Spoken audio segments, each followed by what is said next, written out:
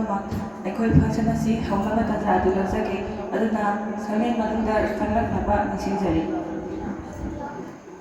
लमदमसिबु कोनबिलिबा उक्तो इबेदो अनीबु इथानुदा चेना थाबो नजरगा ngasi Meitei Indigenous Thangka and Culture Institute Mitasina Namit Impumangani Subasa Sajarapa Waxocom Production Nasong Hana Mintonjaba Asibu Lushibagi Thoram Pasida Asoi Angam Yaudana Autopon number Binabi Haina Tony Zari Nasong Hana Mintonga Namit Nipumangani Subasa Sajarapa Waxocom Production Asigi Closing Function Asida Chief Guest की फफम लांदा लेचिन बिदम गिदमा Ming ओइना हंगत चरबदा Dr. M. Thoiba Singh Head of Department Dance and Music Manipur University bu फफम लांदा लेचिन बिदम गिदमा नलोकना निसिंजरी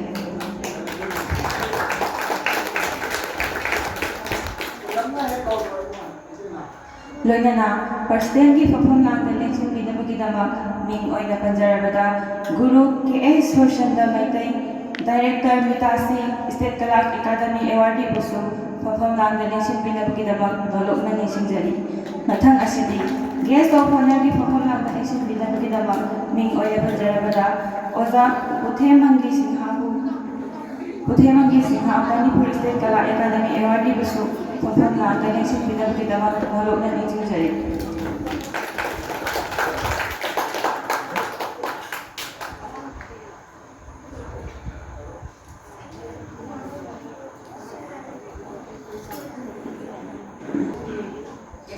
Chief Guest President amadi Guest of Honor na Fafam Landa Nation Bikhrabagi Tong Asida Sinjalenjariba Mitasiki Makaitaki Sam Labalingan Amamtan Khudol Tabidaba Tata Lozari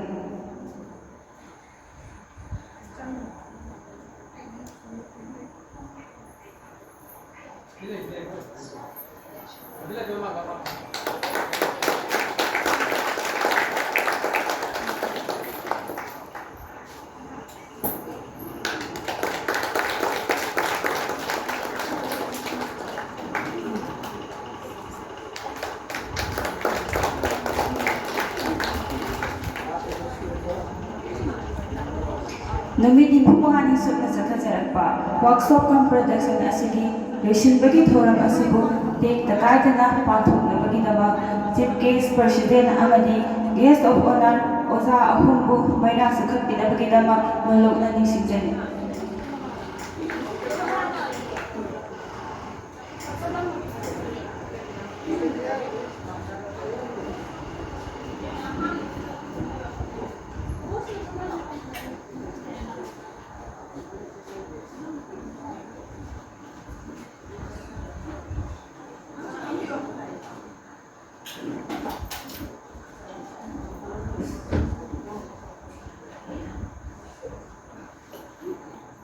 비행기 못 들어주죠.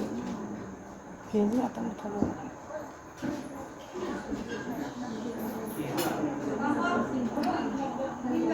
비행정도 못 타고.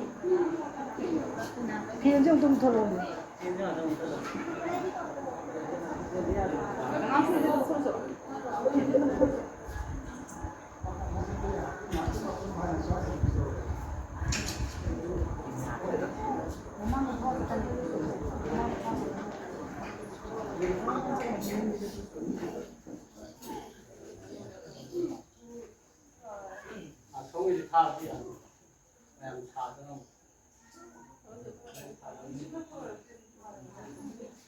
신등 짜는 거는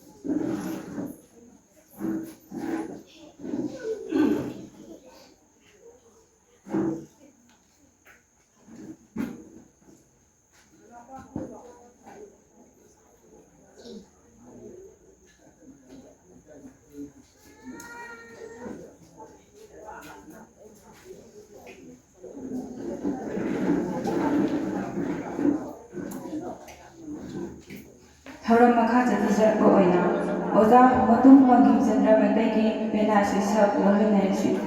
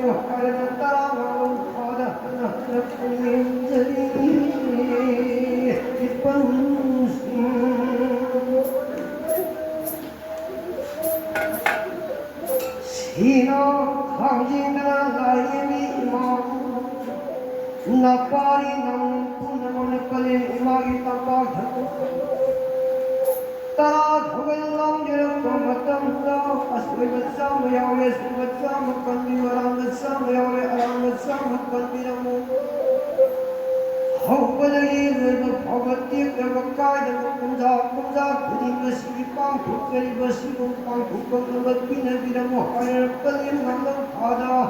ꯍꯜꯂ ꯍꯜꯂ ꯈꯨꯔꯨꯝꯖꯔꯝꯃꯤ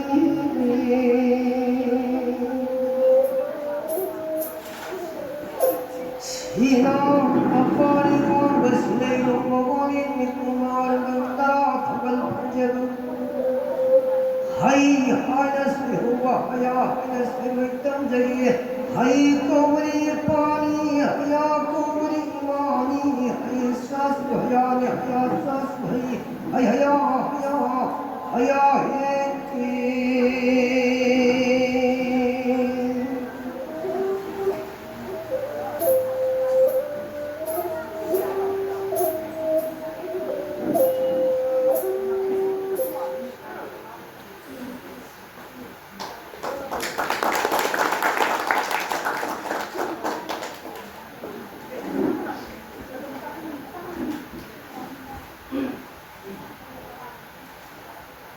ꯑꯣꯖꯥꯅ ꯄꯦꯅꯥ ꯁꯩꯁꯛ ꯁꯛꯄꯤꯔꯝꯕꯒꯤꯗꯃꯛ ꯁꯤꯟꯖ ꯂꯥꯡꯖꯔꯤꯕ ꯃꯤꯇꯥꯁꯤꯒꯤ ꯃꯥꯏꯀꯩꯗꯒꯤ ꯑꯣꯖꯥꯕꯨ ꯊꯥꯒꯠꯄ ꯐꯣꯡꯗꯣꯛꯆꯔꯤ꯫ ꯊꯧꯔꯝ ꯃꯈꯥ ꯆꯠꯊꯖꯔꯛꯄ ꯑꯣꯏꯅ ꯋꯦꯜꯀꯝ ꯀꯤꯅꯣꯠ ꯑꯦꯗ꯭ꯔꯦꯁ ꯄꯤꯕꯤꯅꯕꯒꯤꯗꯃꯛ ꯁꯦꯀ꯭ꯔꯦꯇꯔꯤ ꯃꯤꯇꯥꯁꯤ ꯑꯣꯖꯥ ꯃꯨꯇꯨꯝ ꯍꯦꯔꯣꯖꯤꯠ ꯃꯉꯥꯡꯕꯨ ꯀꯧꯁꯤꯟꯖꯔꯤ꯫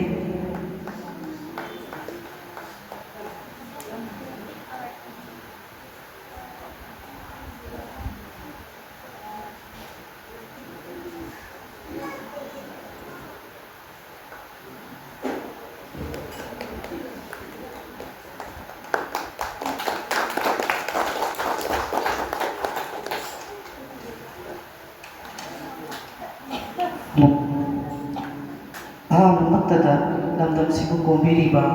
ꯄꯥꯏꯕꯨꯡꯉꯣ ꯑꯃꯗꯤ ꯏꯃꯥꯏꯕꯦꯝ ꯑꯅꯤꯕꯨ ꯏꯇꯥꯅꯣꯝꯇ ꯀꯣꯟꯅꯖꯔꯒ ꯉꯁꯤ ꯑꯩꯈꯣꯏꯅ ꯄꯥꯡꯊꯣꯛꯆꯔꯤꯕ ꯋꯥꯛꯁꯣꯞ ꯀꯝ ꯄ꯭ꯔꯗꯛꯁꯟ ꯑꯁꯤ ꯁꯣꯏ ꯑꯉꯥꯝ ꯌꯥꯎꯕꯤꯗꯕ ꯑꯣꯏꯕꯤꯌꯨ ꯍꯥꯏꯅ ꯏꯇꯥꯅꯣꯝꯗ ꯆꯦꯠꯅ ꯊꯧꯒꯨꯝꯅꯖꯔꯤ꯫ ꯉꯁꯤ Meitei indigenous Thangta and cultural institute ꯁꯪꯕꯤꯗ ꯃꯤꯇꯥꯁꯤ ꯀꯣꯡꯕꯈꯤꯒꯤ ꯂꯩꯀꯥꯏꯁꯤꯗ ꯂꯩꯖꯔꯤꯕ ꯁꯪꯁꯊꯥꯟ ꯑꯁꯤꯅ ꯅꯨꯃꯤꯠ 95ꯅꯤ ꯆꯨꯞꯅ ꯆꯠꯊꯖꯔꯛꯄ ꯋꯥꯛꯁꯣꯞ ꯀꯝ ꯄ꯭ꯔꯗꯛꯁꯟ ꯅꯥꯆꯣꯝ ꯍꯥꯏꯅ ꯃꯤꯡꯊꯣꯟꯕ ꯂꯣꯏꯁꯤꯟꯕꯒꯤ ꯊꯧꯔꯝꯗ ꯆꯤꯐ ꯒꯦꯁꯀꯤ ꯐꯝꯐꯝ ꯂꯥꯡꯗ ꯂꯦꯡꯁꯤꯟꯕꯤꯔꯤꯕ ꯃꯤꯡ ꯑꯣꯏꯅ ꯍꯪꯒꯠꯆꯔꯕꯗ ꯑꯣꯖꯥ ꯑꯦꯝ ꯊꯣꯏꯕ ꯁꯤꯡ, head department of dance and music Manipur university ꯑꯣꯖꯥꯕꯨꯁꯨ ꯇꯔꯥꯝꯅ ꯑꯣꯛꯆꯕꯒ ꯂꯣꯏꯅꯅ ꯏꯀꯥꯏ ꯈꯨꯝꯅꯕ ꯎꯠꯆꯔꯤ꯫ ꯄ꯭ꯔꯁꯤꯗꯦꯟꯒꯤ ꯐꯝꯐꯝ ꯂꯥꯡꯗ ꯂꯦꯡꯁꯤꯟꯕꯤꯔꯤꯕ ꯃꯤꯡ ꯑꯣꯏꯅ ꯍꯪꯒꯠꯆꯔꯕꯗ Guru K.H. Surchandra Meitei, director Mitasi Manipur state Kala academy award ꯑꯣꯖꯥꯕꯨꯁꯨ ꯇꯔꯥꯝꯅ ꯑꯣꯛꯆꯕꯒ ꯂꯣꯏꯅꯅ ꯏꯀꯥꯏ ꯈꯨꯝꯅꯕ ꯎꯠꯆꯔꯤ꯫ ꯂꯣꯏꯅꯅ ꯒꯦꯁ ꯑꯣꯐ ꯑꯣꯅꯔꯒꯤ ꯐꯝꯐꯝ ꯂꯥꯡꯗ ꯂꯦꯡꯁꯤꯟꯕꯤꯔꯤꯕ ꯑꯣꯖꯥ ꯃꯤꯡ ꯑꯣꯏꯅ ꯍꯪꯒꯠꯆꯔꯕꯗ ꯄꯨꯊꯦꯝ ꯃꯪꯒꯤ ꯁꯤꯡ, ꯃꯅꯤꯄꯨꯔ ꯁ꯭ꯇꯦꯠ ꯀꯂꯥ ꯑꯦꯀꯥꯗꯃꯤ ꯑꯣꯖꯥꯕꯨꯁꯨ ꯃꯤꯇꯥꯁꯤꯒꯤ ꯃꯥꯏꯀꯩꯗꯒꯤ ꯇꯔꯥꯝꯅ ꯑꯣꯛꯆꯕꯒ ꯂꯣꯏꯅꯅ ꯏꯀꯥꯏ ꯈꯨꯝꯅꯕ ꯎꯠꯆꯔꯤ꯫ ꯑꯃꯗꯤ ꯃꯤꯇꯥꯁꯤꯒꯤ ꯑꯥꯔꯇꯤꯁꯁꯤꯡꯒꯤ ꯄꯦꯔꯦꯟꯁꯁꯤꯡ ꯑꯃꯗꯤ ꯂꯩꯀꯥꯏ ꯑꯁꯤꯒꯤ ꯑꯍꯜ ꯂꯃꯟ ꯄꯨꯝꯅꯃꯛꯄꯨꯁꯨ ꯃꯤꯇꯥꯁꯤꯒꯤ ꯃꯍꯨꯠ ꯁꯤꯟꯖꯔꯒ ꯏꯀꯥꯏ ꯈꯨꯝꯅꯕ ꯎꯠꯆꯔꯤ꯫ ꯉꯁꯤ ꯑꯩꯈꯣꯏꯅ ꯄꯥꯡꯊꯣꯛꯆꯔꯤꯕ ꯅꯥꯆꯣꯝ ꯍꯥꯏꯅ ꯃꯤꯡꯊꯣꯟꯕ ꯑꯁꯤ ꯄꯤꯛꯂꯤꯕ ꯑꯉꯥꯡ ꯆꯍꯤ 14ꯒꯤ ꯃꯈꯥꯗ ꯂꯩꯕ ꯅꯨꯄꯤ ꯃꯆꯥꯁꯤꯡꯗ ꯑꯩꯈꯣꯏꯅ ꯍꯥꯏꯔꯤꯕ ꯅꯥꯆꯣꯝ ꯑꯁꯤ ꯅꯨꯃꯤꯠ 95ꯅꯤ ꯆꯨꯞꯅ ꯇꯝꯕꯤ ꯇꯥꯛꯄꯤꯕꯅꯤ꯫ ꯍꯥꯏꯔꯤꯕ ꯇꯝꯕꯤ ꯇꯥꯛꯄꯤꯕ ꯑꯁꯤꯗ ꯑꯆꯧꯕ ꯊꯧꯗꯥꯡ ꯂꯧꯕꯤꯔꯤꯕ ꯑꯩꯈꯣꯏꯒꯤ ꯃꯤꯇꯥꯁꯤꯒꯤ ꯑꯣꯖꯥ ꯑꯣꯏꯅ ꯂꯩꯕꯤꯔꯤꯕ ꯃꯤꯡ ꯑꯣꯏꯅ ꯍꯪꯒꯠꯆꯔꯕꯗ ꯑꯣꯖꯥ ꯀꯩꯁꯥꯝ ꯁꯣꯃꯣꯔꯖꯤꯠ ꯁꯤꯡ ꯕꯨꯁꯨ ꯑꯩꯅ ꯇꯔꯥꯝꯅ ꯑꯣꯛꯆꯕꯒ ꯂꯣꯏꯅꯅ ꯏꯀꯥꯏ ꯈꯨꯝꯅꯕ ꯎꯠꯆꯔꯤ꯫ ꯉꯁꯤ ꯑꯩꯈꯣꯏꯅ ꯄꯥꯡꯊꯣꯛꯆꯔꯤꯕ ꯅꯨꯃꯤꯠ 95ꯅꯤ ꯆꯨꯞꯅ ꯆꯠꯊꯖꯔꯛꯄ ꯋꯥꯛꯁꯣꯞ ꯀꯝ ꯄ꯭ꯔꯗꯛꯁꯟ ꯑꯣꯐ ꯅꯥꯆꯣꯝ ꯍꯥꯏꯅ ꯃꯤꯡꯊꯣꯟꯕ ꯑꯁꯤ ꯑꯩꯈꯣꯏꯒꯤ ꯉꯁꯤꯒꯤ ꯆꯤꯐ ꯒꯦꯁꯀꯤ ꯐꯝꯐꯝ ꯂꯥꯡꯗ ꯂꯦꯡꯁꯤꯟꯕꯤꯔꯤꯕ ꯑꯣꯖꯥ ꯊꯣꯏꯕꯒꯤ ꯂꯣꯏꯅꯕꯤ ꯑꯩꯈꯣꯏꯅ ꯑꯣꯖꯥ ꯍꯥꯏꯅ ꯏꯀꯥꯏ ꯈꯨꯝꯅꯖꯔꯤꯕ ꯑꯣꯖꯥ ꯑꯁꯤꯒꯤ ꯂꯝꯖꯤꯡ ꯃꯈꯥꯗ ꯀꯌꯥꯔꯛ ꯄꯨꯊꯣꯛꯈ꯭ꯔꯕ ꯑꯗꯨꯒꯨꯝꯂꯕ ꯅꯥꯆꯣꯝꯅꯤ꯫ ꯑꯗꯨꯕꯨ ꯑꯩꯈꯣꯏꯅ ꯑꯣꯖꯥ ꯑꯁꯤꯒꯤ ꯃꯃꯤꯡꯗ ꯑꯩꯒꯤ ꯅꯨꯡꯁꯤꯔꯕ ꯑꯣꯖꯥ ꯀꯦ. ꯁꯣꯃꯣꯔꯖꯤꯠꯅ हाइरिबा जगोई असि अखोइगी मितासीगी सात्रसिंगदा अमुक्तंग तंबीरगा हाइरिबा जगोई असि ओजागी मिंगदा अखोइना पुथोकचगे ना कन्ना अखोइदा अखोइगी नसीगी प्रेसिडेंट की पंपम लांदे लिंगसिबिरिबा मितासीगी गुरु के सुरचंद्र मैतै अमदी अखोइगी बोर्ड मेंबर सिंगना अयाबसे अखोइना पिजरगा हाइरिबा अगांगसिंग सिदा नुमित 25 सुना अखोइना नाचोमसी अखोइना ट्रेनिंग तौजबनी ngasi अखोइना लोइसनगी नुमित असि लौजबनी हाइरिबा जगोई असि ममांगदा ओजागी सात्रसिंग ना फजना फजना उदुम उत्पा अखोइना थेंगनाजै हुजिकसु यूट्यूब चैनल दा फेसबुक दा इंस्टाग्राम दा अखोइ अदुम उबा फंजरी ओजाना लेरिङैदा तौबिरम जगोइसिंदो अदुकी महूत सिंजरगा खेतंगदा ओइरबसु अखोइना जगोई से उत्पा नमनबगिदमक्ता यामना कन्ना होनाजबनी अदुबो ओजा होरेन सोइखिबा लानखिबा कया यावरबसु ओजाना अखोइगी पांजदबा नानाइसिंग तौजबा थौबनी खल्लगा ओजाना नापिनबगिदमक्ता अइना अमुकसु मितासीगी महूत सिंजरगा ओजादा खुरुमजरी अखोइना ममांगदा थांतागी ओइबा वर्कशॉप कया अमा अखोइना पुथोकसगरे सही अमदा मिनिस्ट्री ऑफ कल्चर की मखादा लैबना अखोइगी वर्कशॉप असे तंगाई फदना मंगादी पुथोकतबा यादे हाइरिबा मंगा से अखोइगिदी थांतागी संस्थान ओइबनिना अयामबना अखोइ थांता तो ओइना फोकस पिजरगा थांतागी ओइबा थांग लेटिंग हाइबा ता कोक्साबा अमदी थांतागी मरी लेनेबसिंगदा अयाम अखोइना वर्कशॉप कम प्रोडक्शन अमदी ट्रेनिंग कया से कोई पीदुना लाक्सबनी अदुबु अखोइना ऑर्गेनाइजेशन अमा लेरगदि मपालमदा चटपा मतमदा थांता खतंगना यारक्तबा जगोइसु हैतबा यादबा अदुना मरम ओइरगा पिकलिब अंगांसिंग असि कोई थांतादा नतना जगोइसु हेदबा यादे हाइबगी पांदमदा अखोइना अखोइगी गुरु की मुलमजिंग मखादा अखोइना कन्ना होनाजबनी हाइरिबा जगोई की आर्टिस्टिंग ngasi जगोई साद्रिबा आर्टिस्टिंग से अयामना थांतागी आर्टिस्ट नातनी जगोई की थोनपा नौबा मियेंग नायेंग अदुमक्ति अखोइना खितन ताइवोनरगा खितंदी अखोइ सोना उगनी मरमदि कैनो हाइबदा अखोइ थांतासिदी अकनबा सरुक ओइबनिना कलरगा दम लैबा अदुना थांतासिदी थोनपा नौबा मियेंग नायेंग हाइबा मयाम अमा लैबनिना मदुगी खितन सोइरक्पा मतमदा मयामसु अखोइ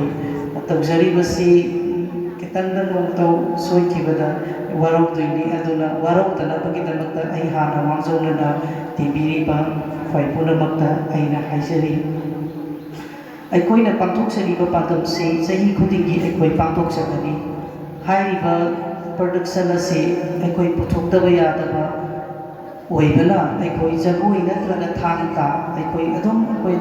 फ्री ऑफ कोर्स दा अखोइगी ट्रेनिंग से अदुमक चथजगनि हाइरिबा मितासीगी संले पिक्रब संले लसिदा अखोइ नुमिदांग वाइराम पुंग 3 मखाइदगिना नुमिदांग वाइराम पुंग 5 मखाइ फावबा अखोइ लेपतना क्लास चथजरि हौजिक हौजिकसु अदुमक चथजरि थांतागी क्लासु अदुम चथजै जगोई क्लास अदुम चथजै अखोइ याना यानाबा मैनेज तौरगा अखोइना कन्ना होनाजरि लाक्पिरिबा पेरेंट्सिंगसु अखोइना हाइजनिंबा अमदि मितासीगी माइकेदगी थमजनिंबा वाफम अमदि अखोइना तौजरिबा खरासी पेंदबा कया अमा यावरकनी मरमदि अखोइगी हाइरिबा संस्थान असि फन यामना लैदुना अमदि अखोइगी फंडिंग तौरगा तौजबा अखोइगी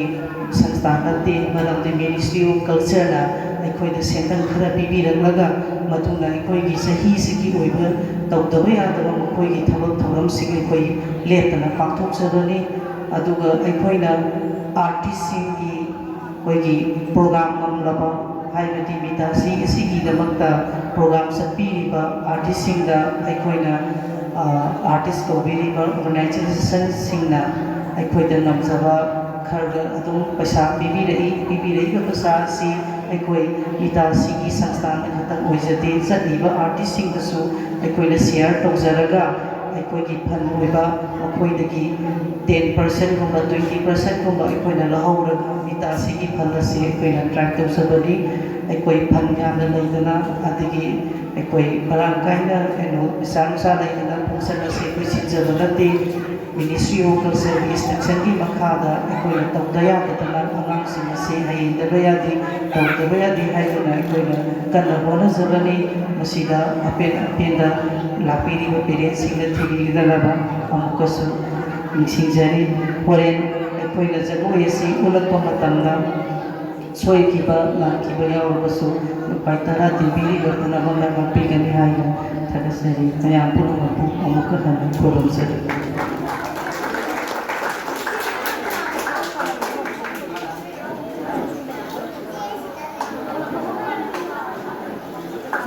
ꯊꯥꯒꯠꯆꯔꯤ ꯑꯣꯖꯥꯕꯨ ꯃꯈꯥ ꯆꯠꯊꯖꯔꯛꯄ ꯑꯁꯤꯗꯤ ꯅꯨꯃꯤꯠ nimfu-mangani ꯆꯨꯞꯅ ꯆꯠꯊꯖꯔꯛꯄ ꯋꯥꯔꯛꯁꯣꯞ ꯀꯝ ꯄ꯭ꯔꯗꯛꯁꯟ ꯑꯁꯤꯒ ꯃꯔꯤ ꯂꯩꯅꯅ ꯒꯦꯁ ꯑꯣꯐ ꯑꯣꯅꯔꯒꯤ ꯐꯝꯐꯝ ꯂꯥꯡꯗ ꯂꯦꯡꯁꯤꯟꯕꯤꯔꯤꯕ ꯃꯤꯡ ꯑꯣꯏꯅ ꯍꯪꯒꯠꯆꯔꯕꯗ ꯑꯣꯖꯥ ꯄꯨꯊꯦꯃꯒꯤ ꯁꯤꯟꯍꯥꯒꯤ ꯃꯐꯝꯗꯒꯤ ꯋꯥꯐꯝ ꯈꯔꯗꯪ ꯊꯝꯕꯤꯅꯕꯒꯤꯗꯃꯛ ꯅꯧꯔꯣꯛꯅ ꯅꯤꯡꯁꯤꯡꯖꯔꯤ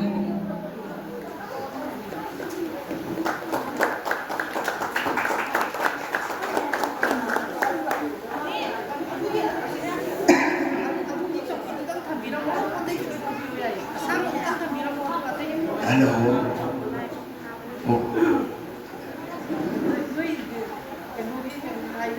Ngasi alaina sukhanda tabaina lamdam siku konbiriba bendo paibo wani mako no lugna khorum jeri loina na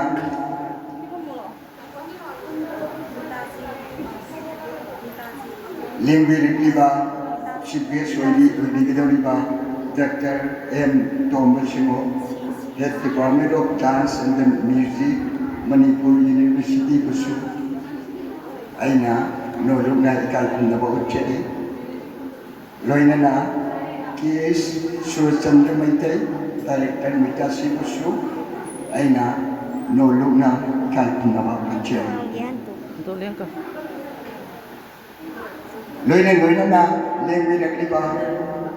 artistsinggi alamansing popa popi laikai sigi alaman kai khunajarawa gi masabari basingbo naina hanna nolona kai khunbo cheri loina na apik padi chomu bhawa artist oibiriba chai shusing basu aina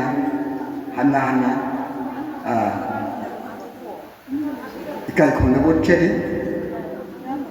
adubu anaidi yang masakasi kodona hena mari makhong kopna thidana khangjaba sinatti hang tawi haiba atu khaktang ai tawjarapani anaina thang tawkasi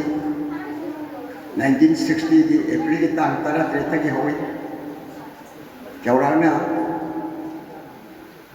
April tang 13 gi haurak padana chahi taret sukna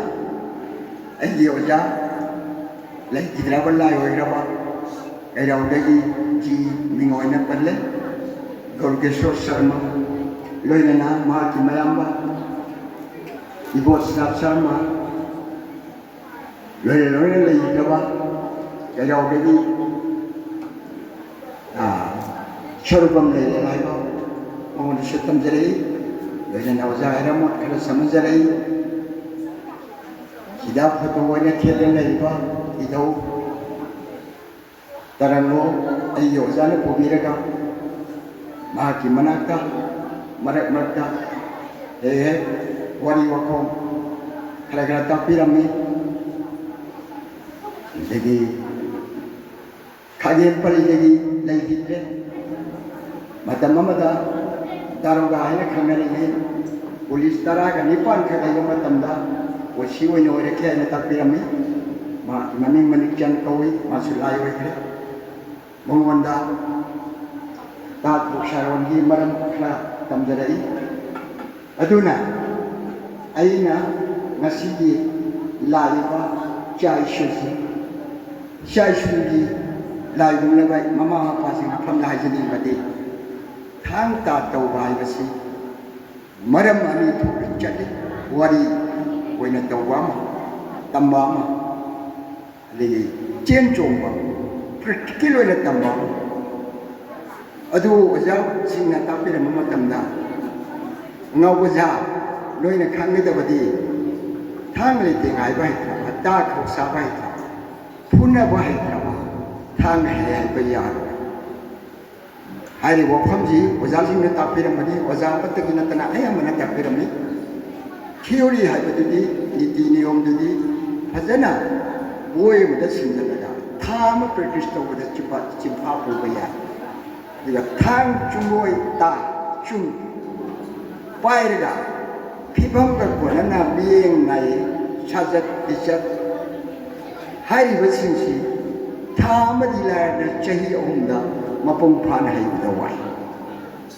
मरम मदुना थांग तागी high हाइबगी मचत्ती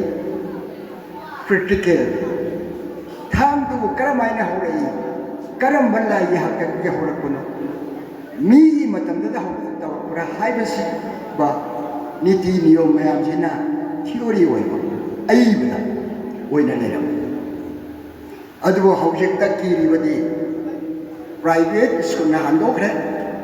school सिंदा ओजा थंबसी यामना किरिबदी तै नते private school दा ओजा ओइरिबा ओजा सिं थांगिना लाबसी अइ school खरा मंगा तरा अइ चतन सियंगरे अइना अदुना तब तोवाना नुकमिंग मसु याम खंबले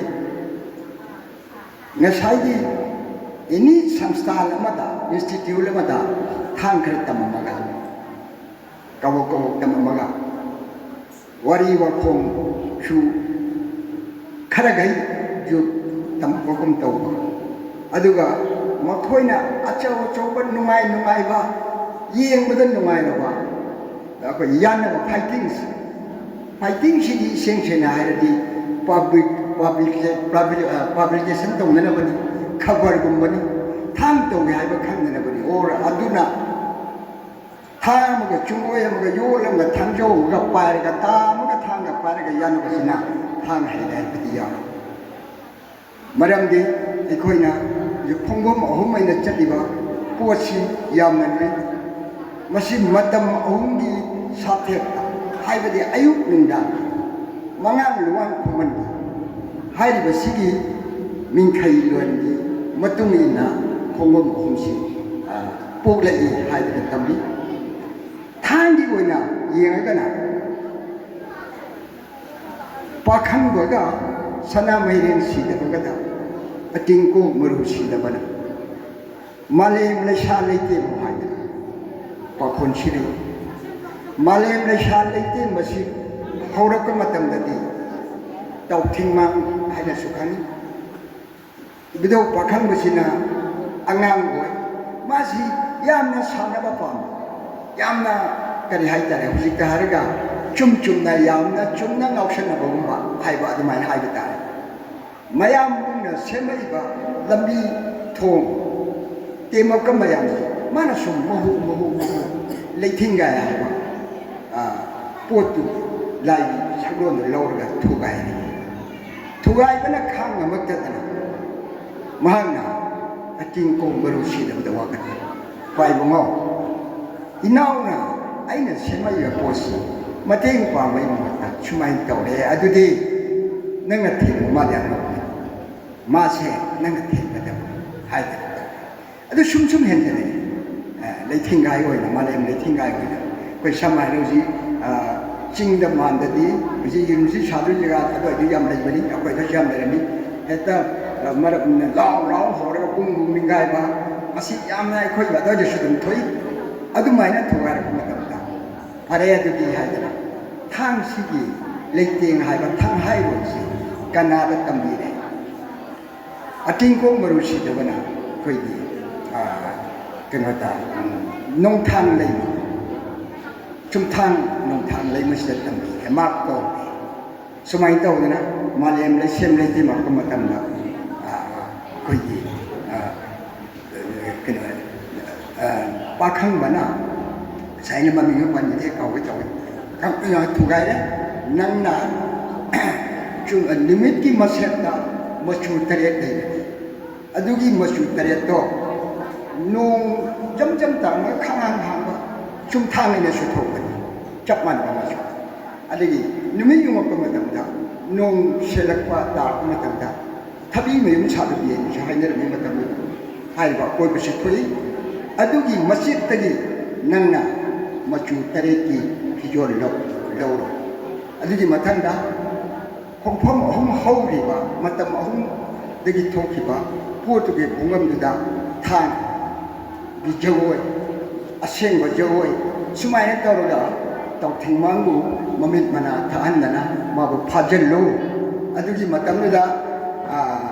सना महिरन सीदबना मालेम नसेम लेतागा लोसन दुगी लोरबा मतुंदा माइके मापन चुपी चुपलेन थारगा लेसेम लेताय बबु लेन मंगमदनबा फाजनगदबनी हादना पुथोबा मतुंदा थांग लेते हाइबसी थोखि जगोय थोखि जगोय गा थांगा यम मरी ले खुजिंग लेबा ने सुमायना चटपसिदा थांग पारगदी खुजिंग लेबा सुमायला गा लाप्रा हाइगलबा थागे था दानों थादबदा खुजिंग लेबी पोत ताई अदि पुंग येबना खोंगम अहुमदा फाइना थांग ता खौसाबदी साथकदा सिन सुमायना थांग लेते हाइबा पोत थागाय रो हाइबस थांग लेते हाइबस कोना लाकपनी रिस्क मतुंदा दसेमपनी अदुगी ममांगदि थांग हाइरो आदना लेबनी हाइना ताकपिरमी अदना चाजिना इशुजिना थांग तो मतमदा होनबगी सामजे wat paya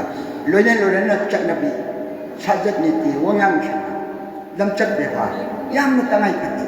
hoji aikoina school da english school da hainagi badagi chai sujin mayama koram khajangba kawgre adigi lamchat beba kawgre yumda leba ahal manjinga su mathau chinbanina adom da senaba ngamdre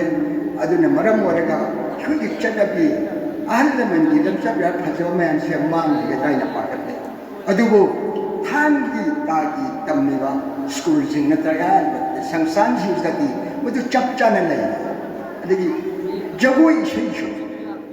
dance college था इन्हें जब कई में हम किया हे ओबगा ओजाबु ओबगा Korba Khatima high निसी मोइदा काई दिना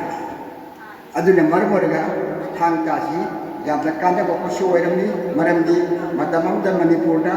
थांग तागी दिन स्कूल लेरमदे ओजागी यु गुरु गियु अरि गुरु आश्रम में लेरमी मतमदुदा लाइक थांग तमे मिशु डायरेक्शन तंबीगनी थांग शु तंबीगनी अदुगु गुरु आश्रम को अदुना हाई व खम जो चन जो काइना लाकरिना मतमदुदा मांगदन लेरमी अदु हुकिते अमतो हनोय दोरे मसी लमदा को यामकी अना अहलमन सिंगना शाई शुजिबु तंगाई फतना थांग तंबमदा थांग पामना थांग अंद संगन बियु जगोय पामना तंगाई फतना लाइक का अनि से कोनना चलन भाई बसी नाय कोई न पामजई अदो कोई न हाय ने ngambadi nate yung di ahla manjingna hale wa khamsida thawai yaw lai yaw de di lai ka ko shi sama na ma gi mit ni na ko ni hom ni ko mongwan da chalabi lo yaw pum na ma yaw ni adu ko lo ne na thang sida jogoi chumna sing si yaw ro ga di man di po si ko ka ro da are ka si yaw ga di le ba ama ai du ko bi ya da le ni na ina na ina ha jabani adu ji mathangda ja sing akhang mayam oza guru sing le bili bani na ikoi khangi ba si khara tani emu gi be lai ba bo ja hoina theory in the pulap na khangi bani na mo khoi na hai pa ne na mare chung de na khangjai khanjai aduna matam sida na ai lo sin da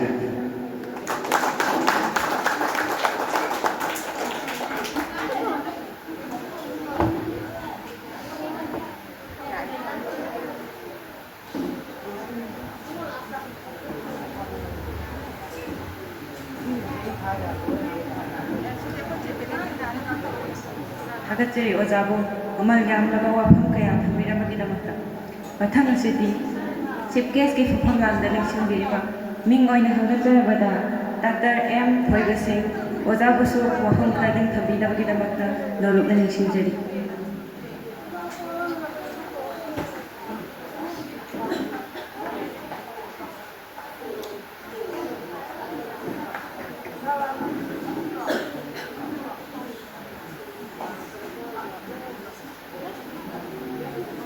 ꯑꯍꯥꯟꯕ ꯃꯛꯇꯗ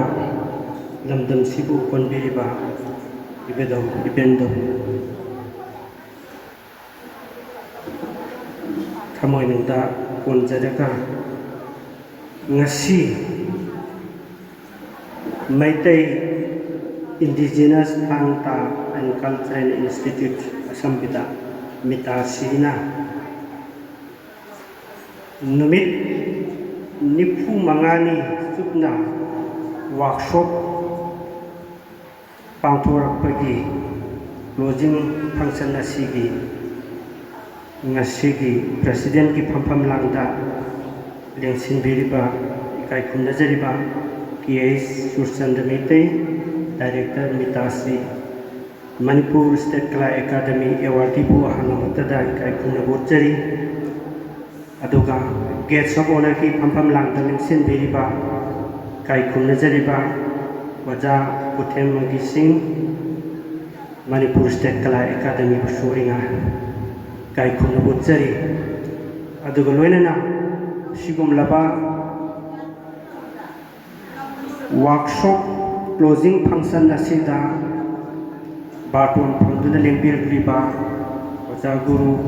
ꯄꯨꯝꯅꯃꯛꯄꯨꯁꯨ ꯑꯩꯅ ꯏꯀꯥꯏ ꯈꯨꯝꯅꯕ ꯎꯠꯆꯔꯤ ꯂꯣꯏꯅꯅ ꯉꯁꯤꯒꯤ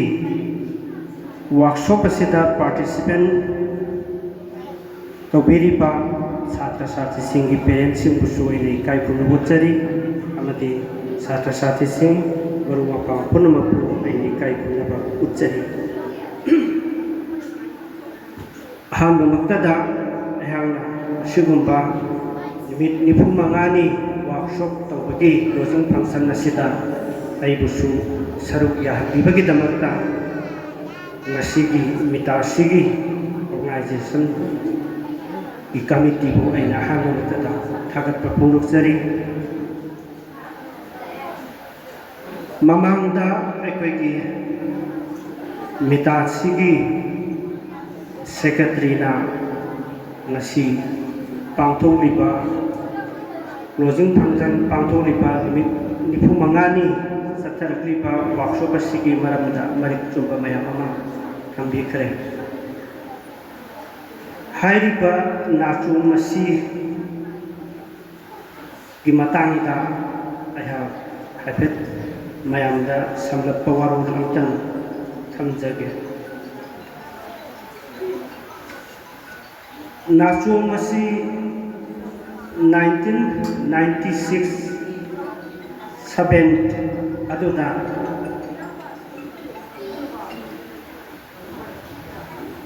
ꯂꯩꯈꯤꯗ꯭ꯔꯕ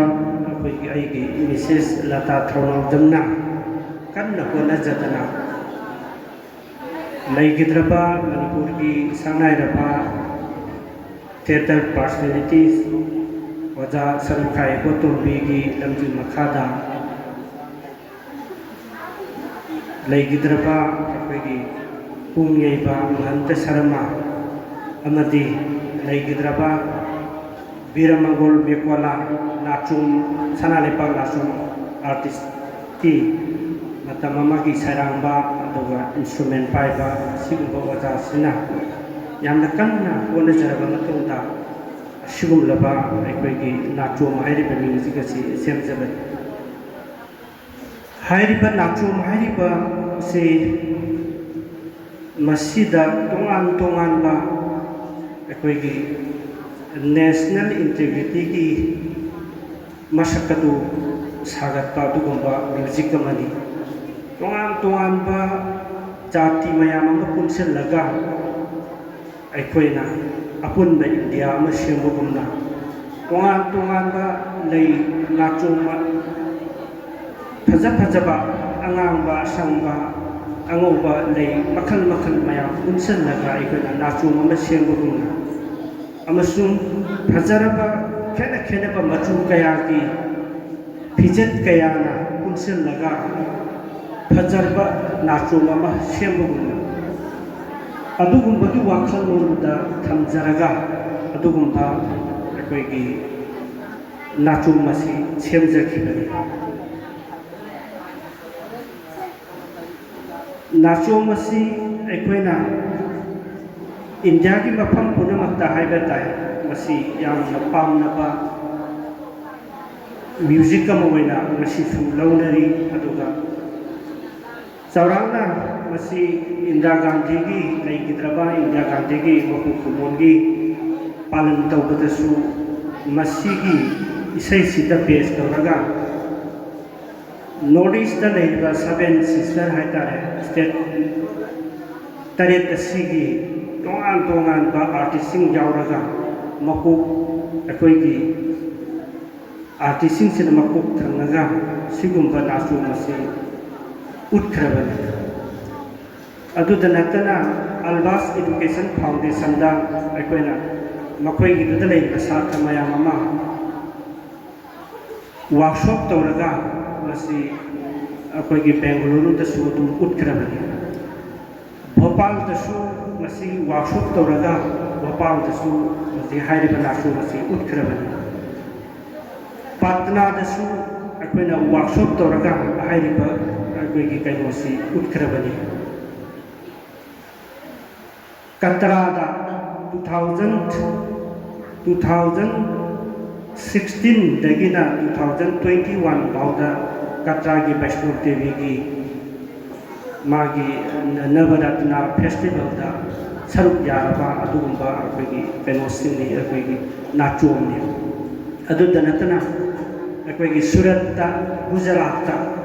hairiba nachum ase akoi ulurabani aduga loinana Octave festival Bhubaneswar da hairiba penosi ulurabani loinana Kolkata da Guwahati da amadi Karnataka tongan ba state ayamba da hairiba akoi nachum ase ulure ngasai secretary nasu pangit kiba wapang to sumbani maramdi handak marak haiba tare handaki chahi sida Manipur da lejaba sansthan chamaga kuntaruku ministry na kartat kare tasengna madugi chapsaba function tawbra nataga tawdabra haibagi wapam natabita akoina ayamba kathakibani ayamba kharadi yaurambagasu maximum akoina thabak tawjariba sansthan sing anayamna yawi adu ministry na kartat kare amarom da laibak thiben masisu akoina ngasi ma culture tawjariba haiba tare kungwero isayoero jagoyero thang tawjari kangusing ase tasengna hairabadi culture pu pamjaba mi sing aptani haina ai thamjage makhoida thoidokna paisa nungsagi wafam natte ekoina pai pusina thambiramba ekoigi art and culture ki masa jagoi da boiro thang da boiro games da boiro masi pana masi se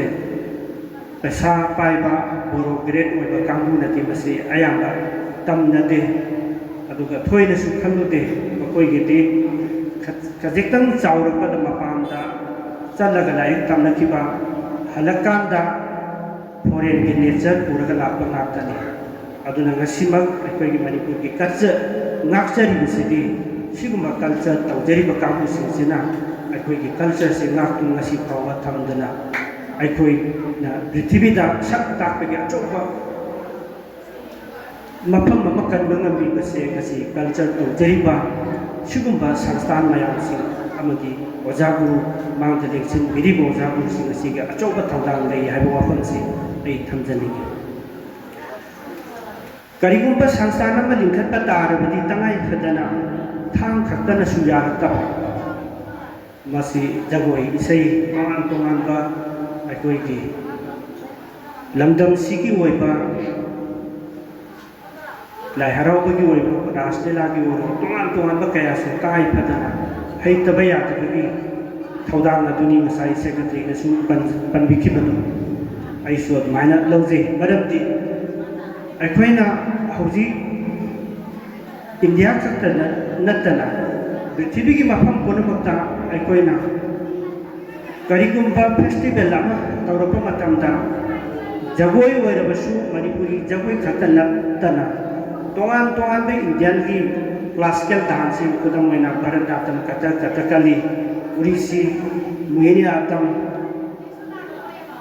Kuchipudi Manipuri सिगुम्बा मयामसिंग से हौजिक्ति पुनसिल्लगा जगोई अमत्तदा पुन्ना सामिन्नबा जगोई तरेत निपान से अमखक्ता ओइना पुन्ना fusion ओइना तौबगी चटनबीगी अमा हौजिक मफम पुनमक्ता लागा अदुना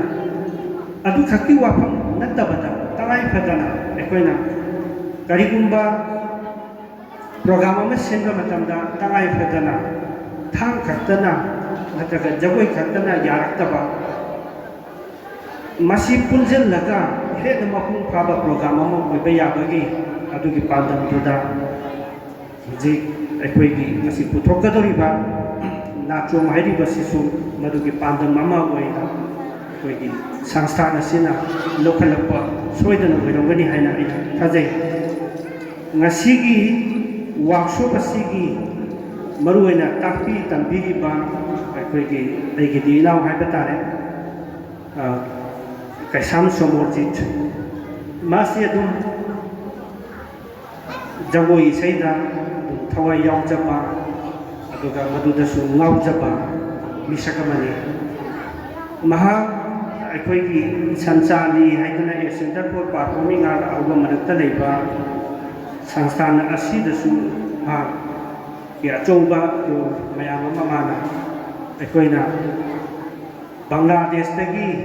जगोई तंबिनबगी कौरप मतमदा अखोइगी संस्थानना अतोप थबक मयाम अमा लेखिबना मरम ओइबतना चप्पा ngomdabadagi Somorjit थारगा अखोइना दमाइदा अमदि slate नसिंबा मफम से अखोइना थारगा जगोई तमहनबा अदुगा मधु चुमनगी जगोई नते अखोइना रासलीला तंबा थागा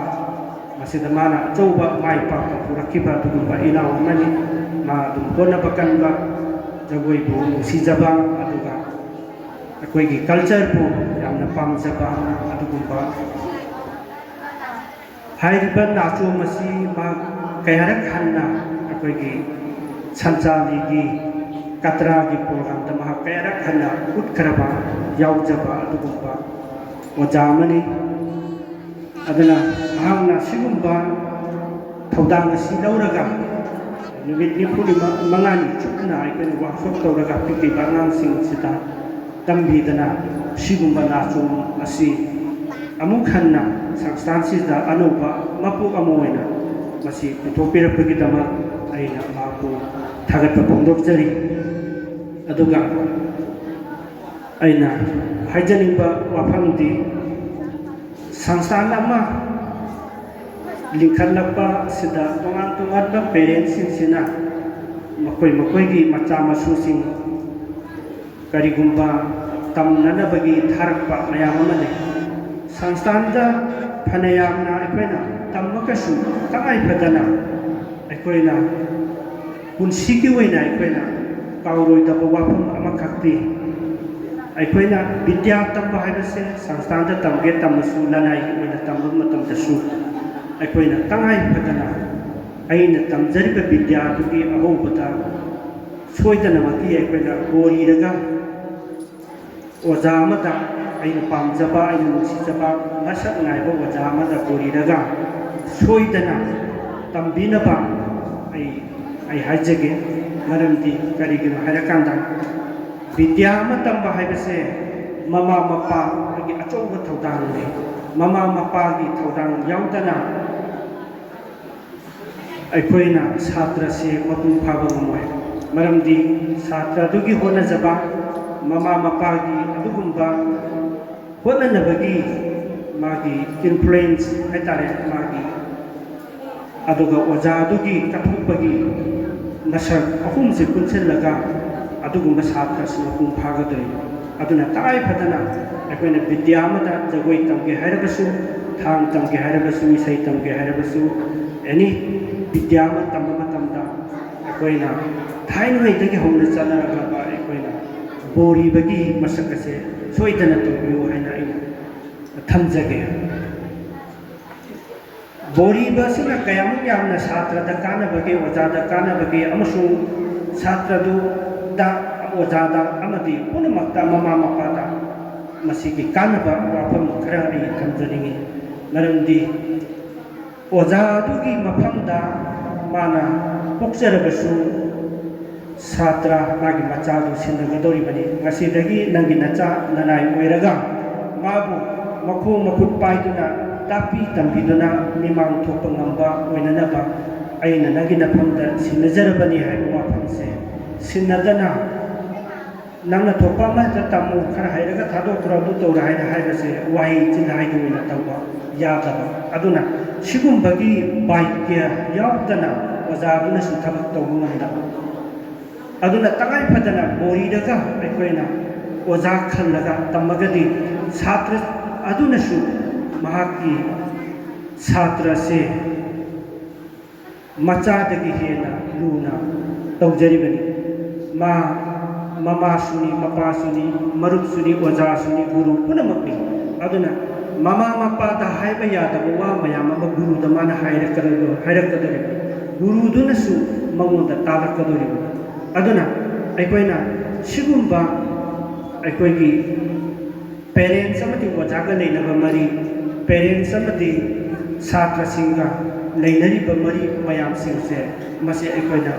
muthatraba kaihandraba adu erati aikoigi culture se muttana leihuba mongani adu natragadi hojiki matamdu oiba sa namaste gana hairaga bushinba oja guru masak khangataba oja uraga kurumba oja uraga bhakti tawgi wakal monse masi ayam mang awe hanagi leiram ni potu degi akoi maximum mang e haina I kanjai aduna akoina mapanda tamurakanda samsangna akoigi masai akoigi gesom onanda su habi ki batuni aikoigi culture se aikoina yokhatuna thamge hairagadi tangai padana aikoina education da yawun darkar hoy aduna education da yawun ragadi hojiki matamda aikoina larik laisu tambagi akanba khongthang ama lamjel ama lai sida aikoina tungan by special oina thang tambagi natraga pung tambagi sai tambagi jawai tambagi matamse kaithoga su mapung phana ka kaithopang da aduna education da masi yawal lagadi tangai padana makoida haihoragadi matang matang adum lakani aduna hojik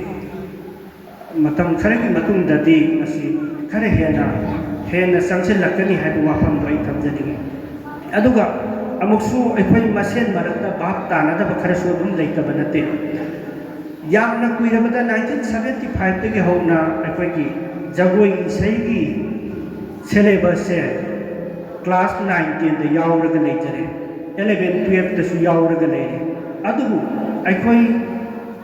school dugi principal nataka oja sing duna noma phawba chhatra sing duna nakoi gi syllabus da si lei si tambiba nakoi si lawning ga su lawba yai haiba wafam che kanamata haide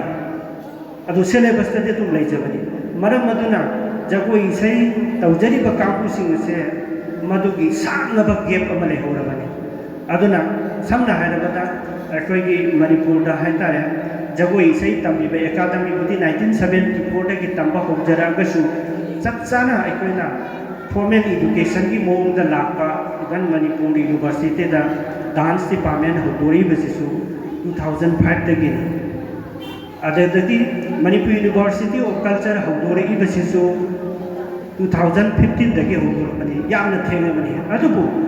yamna nganba matam dagi kudamoina akoigi Rabindranath Tagore na manipuri jagoi ase Shanti Niketan da 1919 dagi tamba ho hangrabani manipuri jagoi se adra ngasi phawda sahi chama ka tare churabani ado akhoi di masi yaw howdrabani adana hojiki oina di masi khara hana gi leirami ba potu de di kai tharale ado hojik leiri ba education gi minister sing ado chief minister sing se da ashigumba syllabus leiraba pot mayam sing se oja sing se hapiu haiba martial arts se makoina paisa pigera piroira masi tawdaba yade haidana bonara padagi hoje manipur gi tongan ba private school government school kuna mutta martial art tambagi pot ama leirabani adubu syllabus leina akoi gi dance ki music ki pot kuna musi dinga si pa wasang bangatri adu hona so hona dre तसेंना अमरोम हाइरुगदी ngasi jagoi sei tawjariba satra sati singche mikap thok tabaga chap manaraga leye aduna masi hoji ekoina syllabus hana semlaga leijaraba potsida masi oja hapiu haina ekoi gi maigai dagi masi propose tawrpada syllabus tu leire oja hapiro aduna makoi gi piri ba potpun masingche fulfill oina hona biro haina sarkar da haibada soidana mai pak pamoira kani haibu wakam jai tamjani aduna aina loisilappada aina haijaningbadi ngasi workshop tawdana numit nifu mangani chupna chatharaga putorakadoriba naso mase soidana yamna phajaba aikoina utkraba naso adumak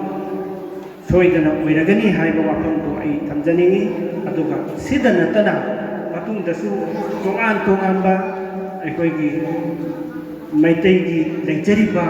हराउबदगी ओइरो चक्पगी ओइरो मरांगी ओइरो तोंगान तोंगानबा अखोगी folk dancing असिसु अखोइना अखोगी संस्थान असिदा workshop तौदुना मथंग मथंग सोइदना सथरकनी अमसु सथबंग number ओइरसनु हाइबा वाखम खरसि थमजरगा पुनमपु अमकाना पुनजनजरी पुनमपु थागतजरी ममल यामलाबा वफम खरा थबिरबगिदमा Matung asidi President ki fafam landa lingsing biriba mingoy na hangajarabada Guru K.A. Surshanda Maitay Husu wafam karadang thabirin na bagidamag lingsingjan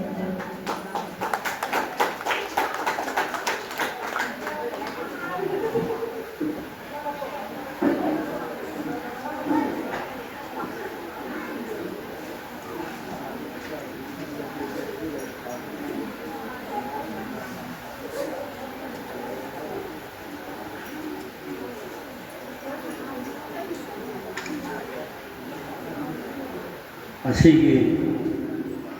नुमित निफुम ngani na satha jarai ba shop lasin lagi pa masa ita tembi rai ba ton ki ta ha lat na sar kya biri ya biri ba Dr. M. Purvasmobu kai kun na sari watang ba utem mangi ozabusu ayakna kai kunu seri asi da lenjon diri ba pagi sinau sing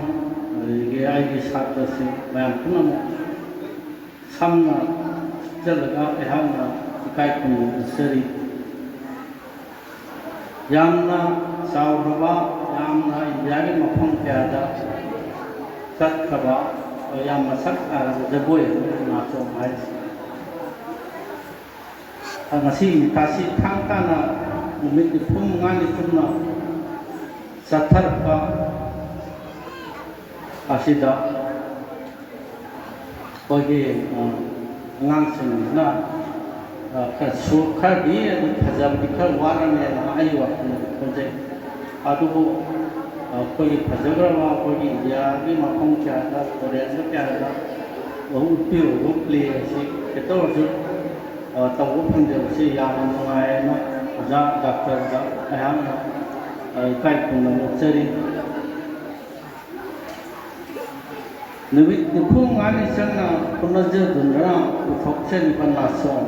आई निपुम जगोए सारी क्यों गुरु lata thana donna thokpe mani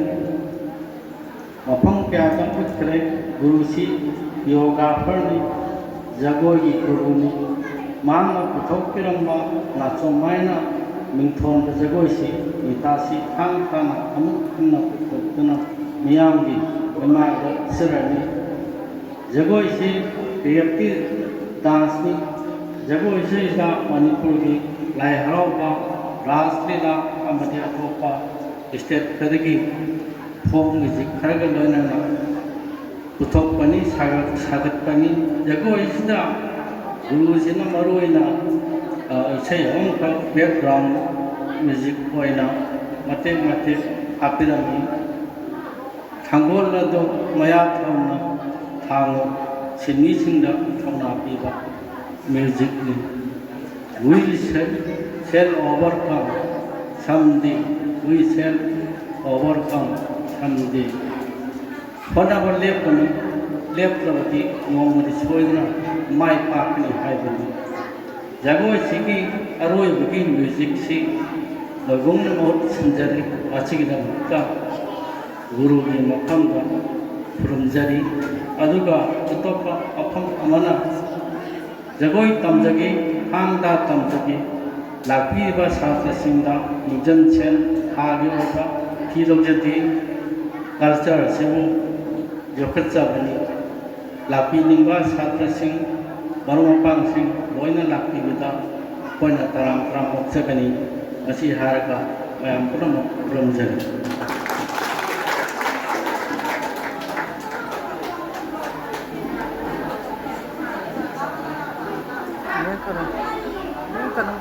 थागतजरी ओजाबु ममल यामना मफम कया थबिरबगिदमा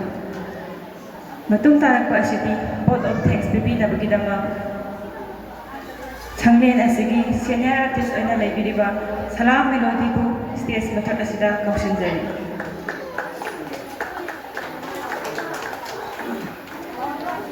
खुरुमजरी अखोइगी नुमित निफु मंगानी चुमना पांथोकजरपा वर्कशॉप प्रोडक्शन ऑन नाचोम असिदा चुकेस के फफम लांगदा लेचिबिरिबा मिंगोइना हंगचरबा doctor M Thoiba Singh head department of dance and music Manipur university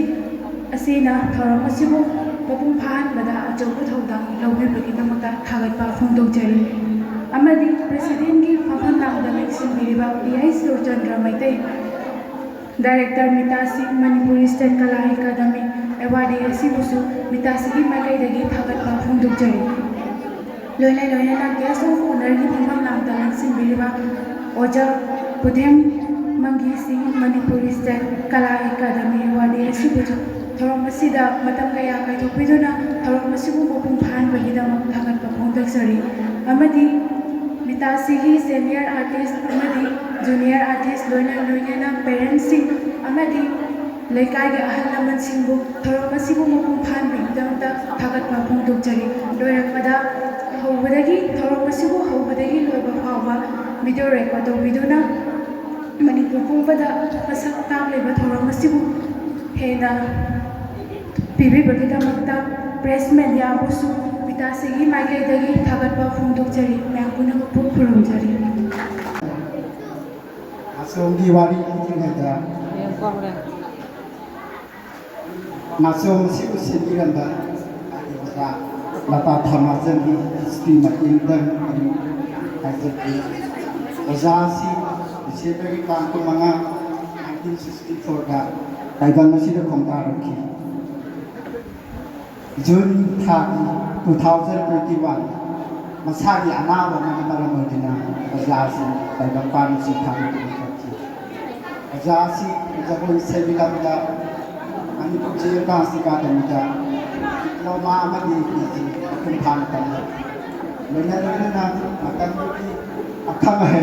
ओजासी की अहेन महत्व ओजा Opa leba little bilan to time come see the circular. The deep dance of the Kati Vilanda, Tamaki, and you put the Ahanda, you pick your apparatus. Sasina, the dance they are, the Kotia Ibra, the let they have talking at the Bilan.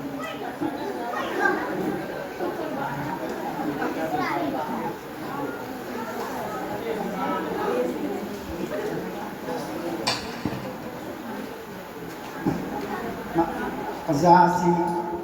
Dunasan Pirinda, Utility, the artist Samasun, the Vakia, the Videos, Azani Matamsa, Azan Panasonasi, Hara Hara Santiana, the Kasi Asia Punjab. ꯑꯩꯈꯣꯏꯒꯤ ꯉꯁꯤꯒꯤ ꯐꯪꯁꯟꯗ chief ꯒꯦꯁꯀꯤ ꯐꯝꯐꯝ ꯂꯥꯡꯕ ꯂꯦꯡꯁꯤꯟꯕꯤꯈꯤꯕ ꯑꯣꯖꯥ ꯑꯃꯇꯪ ꯁ꯭ꯇꯦꯖꯇ ꯂꯦꯡꯈꯠꯄꯤꯔꯝꯂꯕ ꯅꯣꯛꯆꯔꯤ ꯑꯩꯈꯣꯏꯒꯤ ꯑꯣꯖꯥꯒꯤ ꯁꯣꯂꯣꯖꯤꯛꯀꯤ ꯂꯝꯐꯝꯗ ꯃꯤꯇꯥꯁꯤꯅ ꯑꯆꯧꯕ photo ꯑꯃꯇꯪ ꯊꯝꯖꯔꯤ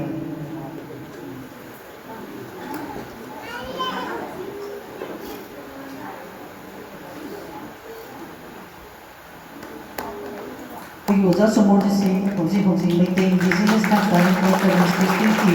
ꯑꯣꯖꯥ ꯑꯣꯏꯅ ꯇꯧꯕꯤꯔꯤꯕꯅꯤ ꯍꯥꯏꯔꯤꯕ ꯑꯣꯖꯥꯁꯤꯒꯤ ꯃꯇꯨꯡ ꯃꯈꯥꯗꯅꯤ ꯉꯁꯤ ꯑꯩꯈꯣꯏꯅ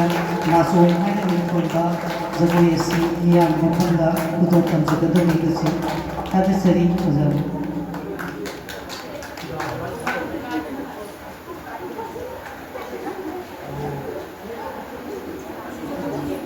ꯍꯧꯖꯤꯛ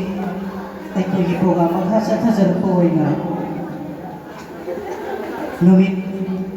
35ꯅꯤ ꯁꯨꯅ ꯆꯠꯊꯖꯔꯛꯄ ꯋꯥꯔꯛꯁꯣꯞ ꯀꯝꯄꯤꯇꯤꯁꯟ ꯅꯥꯆꯣꯡ ꯍꯥꯏꯅ ꯃꯤꯡꯊꯣꯟꯕ ꯑꯁꯤ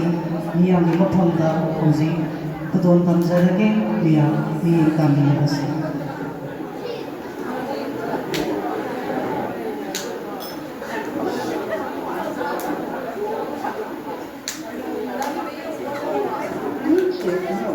Bluetooth connecting. Please wait.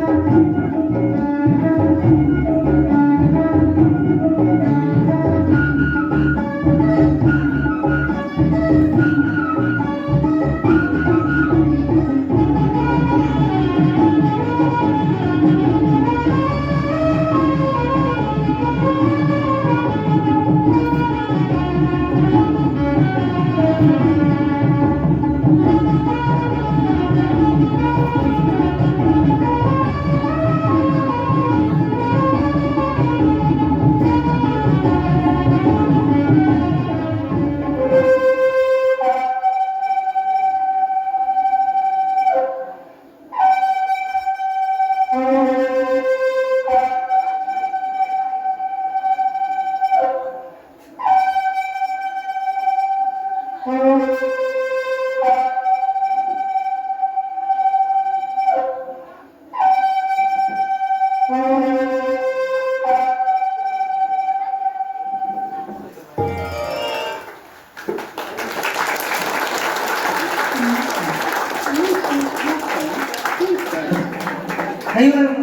đúng này mà xem gì कोई की नौरीबा आर्टिस्ट सिंह तनी मुझे कोई से सही भाव तमरीबा अगांग सिंह तनी मसी कोई दिसरीबा ना सो मसी कोई की नौरीबा आर्टिस्ट सिंह असली की विकासी की माइके दगी सर्टिफिकेट और मंतम तो तमजगे मसी चिफ गेस्ट दी फम ला कलेक्शन ने की रोजा निगोइना हंगा सरब दोजा थोइबना आइडी सर्टिफिकेट मसी कुछ भी Ghani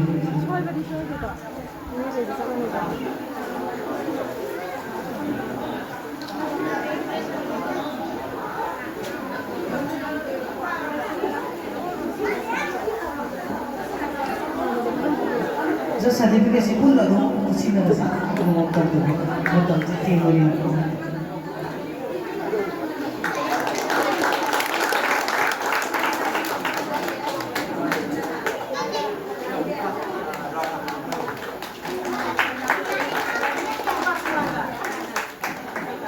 pada sering bazan matung ta basong sidagi hai na phajat phajaba ekoi jagoi putopang namjage hai na ozada amuka sumana ekoi maya bitasi ki mumsin jare ozabo ramjari hoji program ka sa sara ko hai na bitasi ki cultural program ekoi lejari hoji naso ni tapi kra matung da hoji among pinasi माइबी Jagoi माइबो माइबी जगोई से अखोगी नितासी की senior artist सिंगना साजबनी मया माइबी जगोई अमुक एक ताबीरस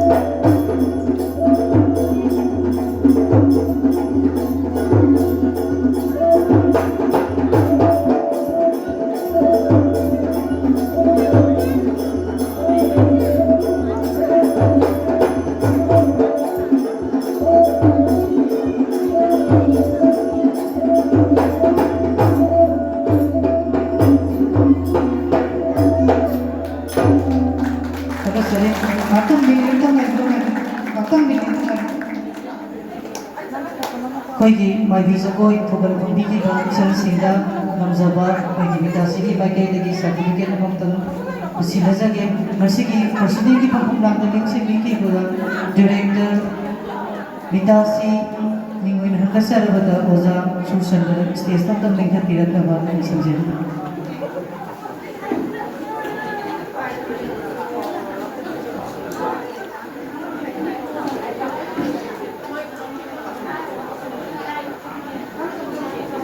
खड़ा चलो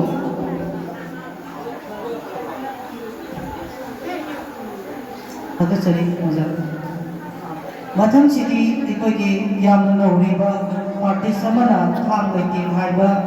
ये तबिरसी हाइबी के दबा आर्टिस्ट असिगी ममिंदी मोटम तोथिंगान बमंगा मुझे नौबीरसी थाम लेके हाइबा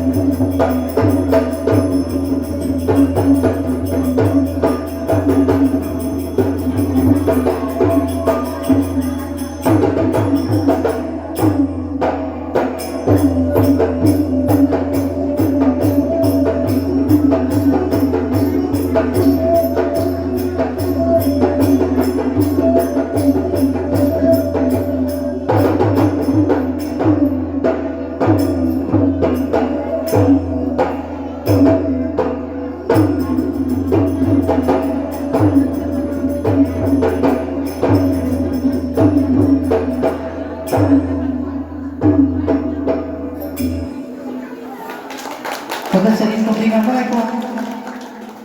Kogi function asigi keso corner point ring sindi ba uza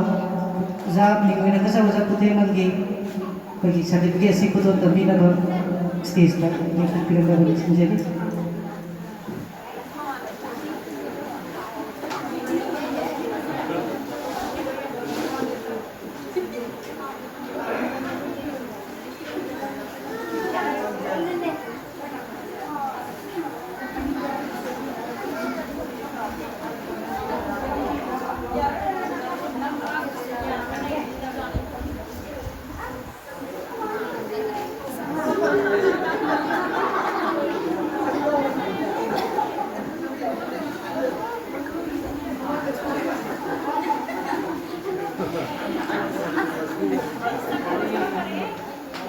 Pagkasari uza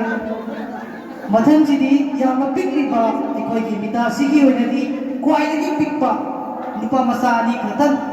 thang chumbo ya na ba hai ba ri sa ni si yang na ri ba ngam ne makoi thang ta si tam musu bui ri sub lagi nabi tarani mutan ikoi na makoi da tabiri ba si soi ki bela ki be au musu koi tara din ri ba si na bigani housing novi da si thang chumbo ya na ba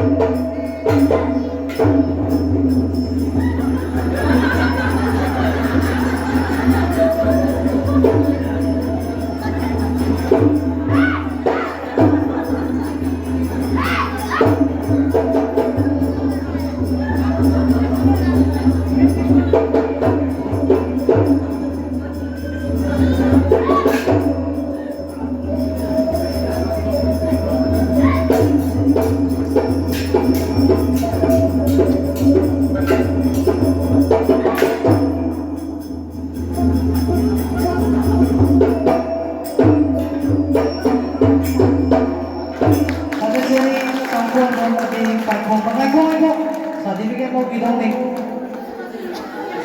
koigi nasigi chief guest ki papa lang ni sigi oza ni mo na sa oza ko na kai ko certificate si kusin ni da ba injury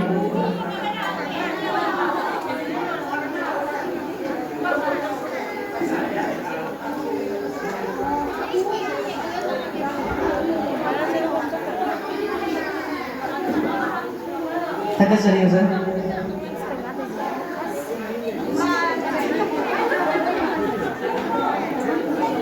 Aikoy ithan tagi thorong sigi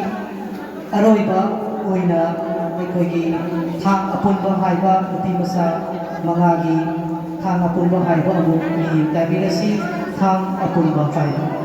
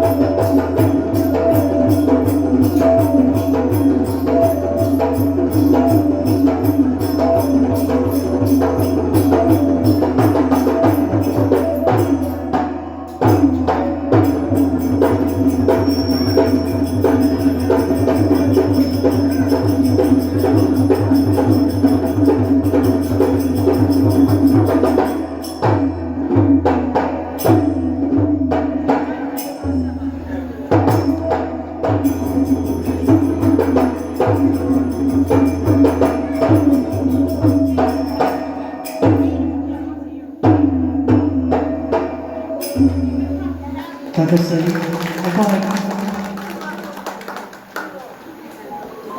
ꯑꯩꯈꯣꯏꯒꯤ ꯏꯇꯥꯁꯤꯒꯤ director ꯁꯥꯔꯇꯤꯐꯤꯀꯦꯠꯁꯤ ꯄꯤꯕꯤꯅꯕ ꯁ꯭ꯇꯦꯖꯇ ꯀꯧꯈꯠꯆꯔꯤ ꯍꯪꯒꯥꯄꯨꯔ ꯃꯃꯥꯡꯗ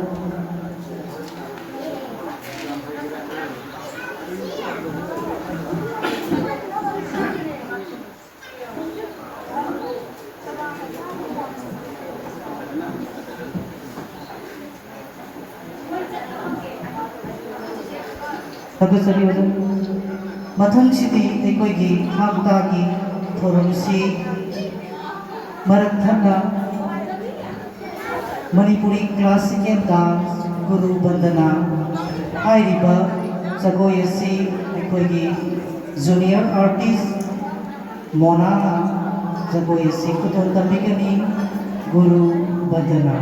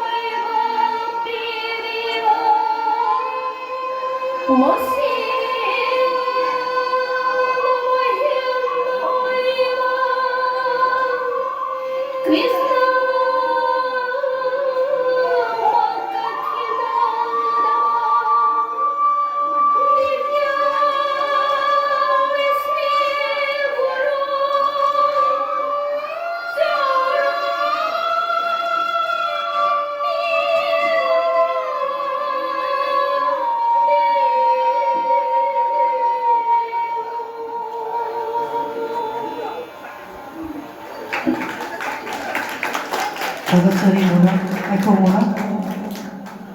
Pagigya sa kono ki pupun mandale sa roza. Za ate mangi di sadit ke si kusi le na stage na ka tirangan mo sa